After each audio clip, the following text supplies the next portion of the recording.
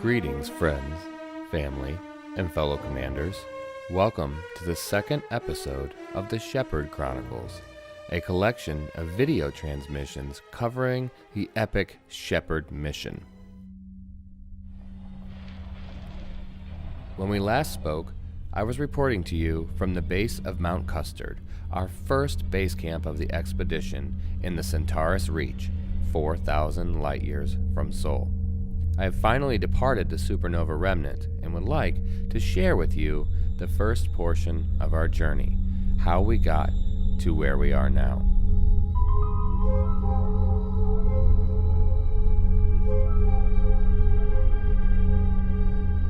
Half of our fleet of 57 registered commanders departed from near the moon on November 5th, 3302. The fleet met 10 kilometers in front of the orbital-class Galileo space station, shared stories, checked our supplies, and prepped our guidance computers for our first jump of the mission. Our first stop, a mere 11 light years from Sol, was the historic system known as Epsilon Indi.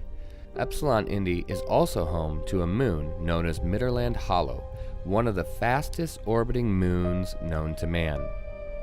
As the Sol system is locked to independent pilots who have not achieved a rank of petty officer with the Federation, half of our fleet we met at the second departure location, the south pole of Midderland Hollow, 20 kilometers from Barcello Penal Colony.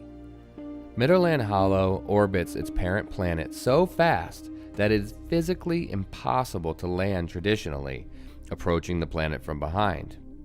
A pilot must, therefore, carefully allow the orbit of Midderland Hollow to intersect his or her ship. Just before impact, the gravitational well from the moon surpasses the parent planet, and one may enter orbital cruise without taking any damage. There is a small clearing at the foot of the mountain near the South Pole that provides absolutely stunning views and a panoramic vista of the parent planet passing by. There were ample places to land even the biggest ships here, but pilots were urged to be patient as the ground was a little uneven. From this location, the parent planet is visible throughout the day and night, crisscrossing across the sky in a perpetual tease. However, extended duration at this location has shown to produce permanent dizziness, hence the Barcello Penal Colony's location nearby. While some critics call this prison a form of torture because of its physical and psychological effects, the Federation quickly turns its head the other way, ignoring their complaints. A criminal is a criminal after all, and only the worst of the worst are confined at Barcello.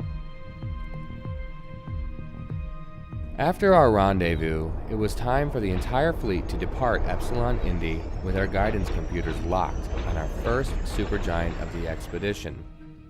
Betelgeuse, also designated Alpha Orionis, is the 9th brightest star in the night sky and second brightest in the constellation of Orion.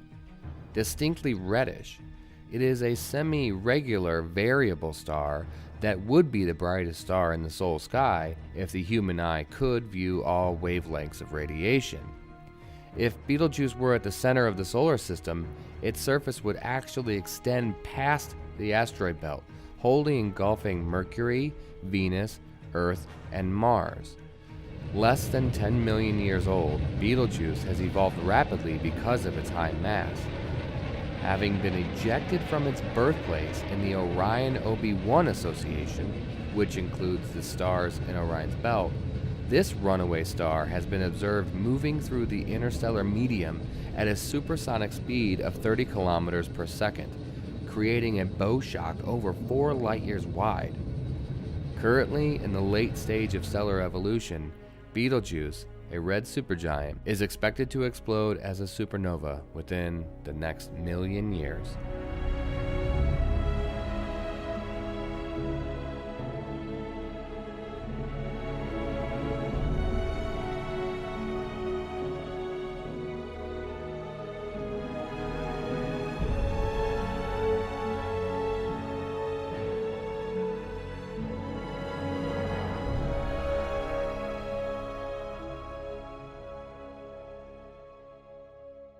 Instead of a short trip to Eskimo Nebula, I decided to stop by Rigel, a blue-white supergiant. Rigel, also designated Beta Orionis, is generally the seventh brightest star in the night sky and the brightest star in the constellation of Orion. The earliest depiction that has been linked to the constellation of Orion is a prehistoric mammoth ivory carving found in a cave in West Germany. Archaeologists have estimated this painting has been fashioned approximately 30,000 BC. Orion's current name derives itself from Greek mythology, in which Orion was a gigantic, supernaturally strong hunter of ancient times. One myth actually recounts Gaia's rage at Orion, who dared to say that he would kill every animal on the planet. The angry goddess Gaia tried to dispatch Orion with a scorpion. This is the given reason why the constellations of Scorpius and Orion are never in the sky at the same time. Rigel is a remarkable system and is a proud component that makes up the historic Orion constellation. What a sight indeed.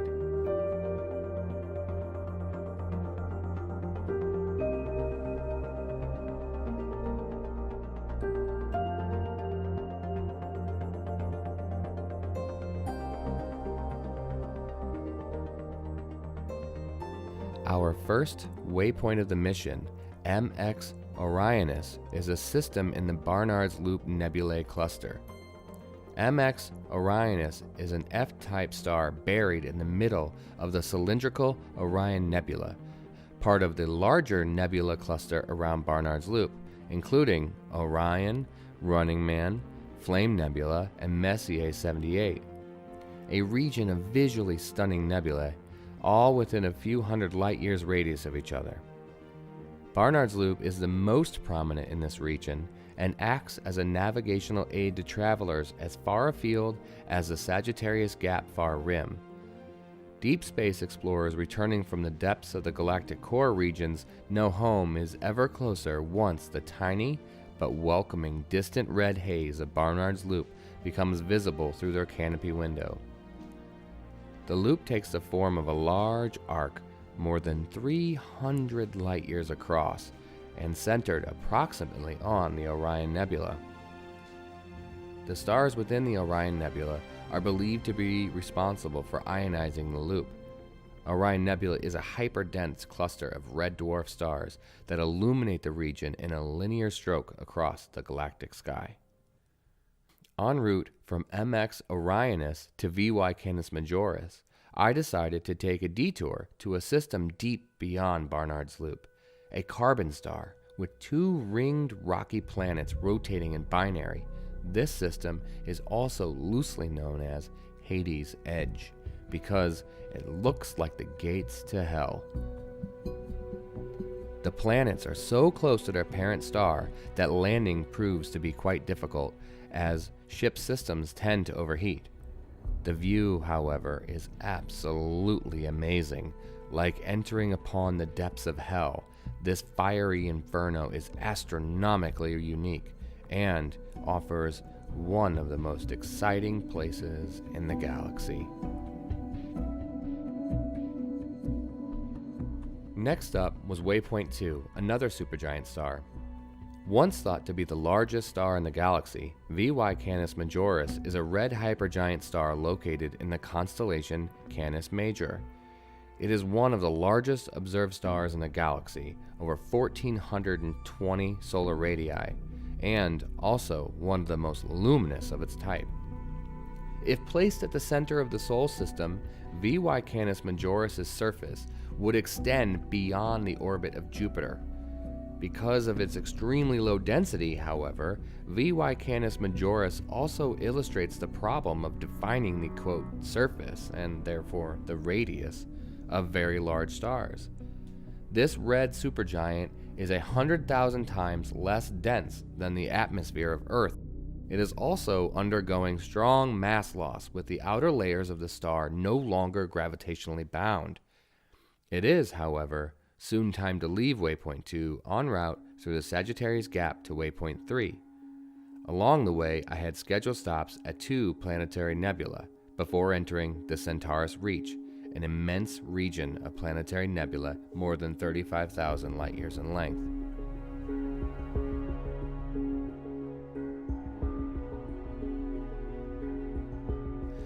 Also known as the Ghost of Jupiter Nebula, NGC 3342 is a planetary nebula located in the constellation Hydra. William Herschel discovered this nebula on February 7, 1785, and is most frequently called the Ghost of Jupiter or Jupiter's Ghost due to its similar size to the planet. But it is also sometimes referred to as the Eye Nebula. Measuring around 2 light-years from end to end, Ghost of Jupiter Nebula contains a central white dwarf with an apparent magnitude of 11. The inner layers of the nebula were formed some 1,500 years ago, while the two ends are marked by flyers, lobes of fastly moving gas. NGC 3342 can also be observed with amateur telescopes and appears bluish-green to most observers. Larger telescopes can distinguish the outer halo as well. The second planetary nebula of this route, KN Muscae, is a Wolf-Rayet star at the center of a spiral planetary nebula. This point of interest in between waypoint 2 and 3 is a C-class Wolf-Rayet star nearing the end of its life cycle. It is no longer fusing hydrogen, hence its rich purple color, which subsequently gives the planetary nebula itself purple and pink overtones. There are 2 planets in the system, one of which was a high metal content world with active silicate magma volcanism on its surface. Flying to the dark side of the planet, you could actually still see the red lava flowing on its surface, causing its temperature to reach 1,000 degrees Celsius. While exploring the Sagittarius Gap, a relatively empty region of space in between the Orion Spur and the Centaurus Reach, I found my first unexplored Earth-like world, only 1,550 light-years from Sol. This system sits between waypoint 2 and waypoint 3, en route to Mount Custard. While there are many unique aspects to this planet, one of the first things I noticed was that it did not orbit the primary star on the same planetary plane as the other planets. This Earth-like was also in binary revolution around a high metal content rocky planet, also off-kilter with the rest of the system. And it is this binary combination that may be the contributing factor of the distorted orbit. Secondly, there appeared to be a large amount of surface fog just off the continental coast near the South Pole. The fog rested above the oceans like mist in the morning.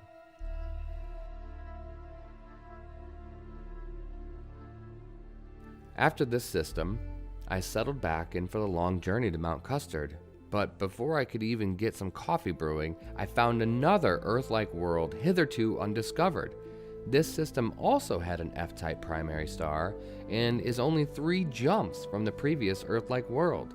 Moreover, this system also contains 2 water worlds and 1 high metal content world suitable for terraforming. As I continued on my journey, unsure that I would see anything as spectacular as the last 2 Earth-like worlds, which I subsequently titled Comrades 1 and 2, I discovered an open stellar cluster well below the galactic plane, a strange stellar pillar in the Sagittarius Gap, in the middle of which was a green-looking Class B star with an M-class star orbiting it, itself a rarity. I'm not entirely sure what caused this creation of this galactic anomaly.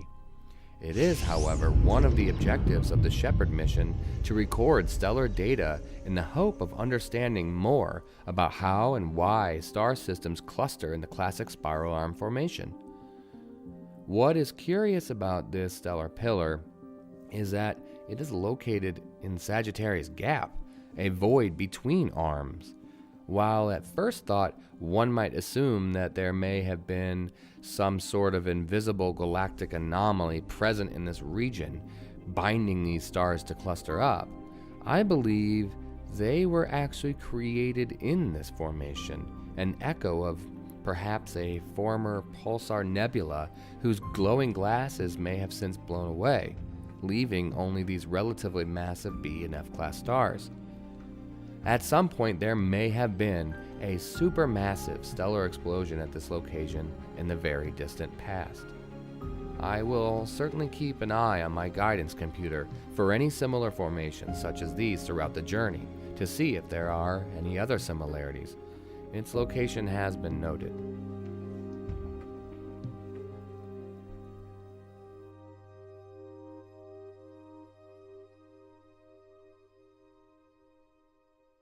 Finally, after more than a week of travel, the fleet and I had arrived at our first base camp of the SHEPARD mission. NGC 4463 is the first supernova remnant of SHEPARD and is en route to the Carina Arm. NGC 4463 exhibits a wide color range from red, yellow, orange, and, in some locations, green. The nebula appears like an interconnected lattice of gaseous clouds. Over time, radiation pressure from the cluster will disperse the molecular cloud. Typically, about 10% of the mass of the gas cloud will coalesce into stars before radiation pressure drives the rest of the gas away. This waypoint was our first base camp of the SHEPARD mission, Mount Custard. Mount Custard is a large mountain on the edge between two craters. During our time at Mount Custard, we held a surface reconnaissance vehicle race to its summit. In fact, we held 3 races at 3 different times. The race was long, the course challenging and bumpy, but Commander Ethereal Serial won both the first and final leg, crowned the victor of Mount Custard. I plan on spending the night at this location, warm and comfortable back in my Anaconda. Tomorrow, along with the other SHEPARD commanders, I will continue on my way to Waypoint 4, a Wolf-Rayet butterfly nebula.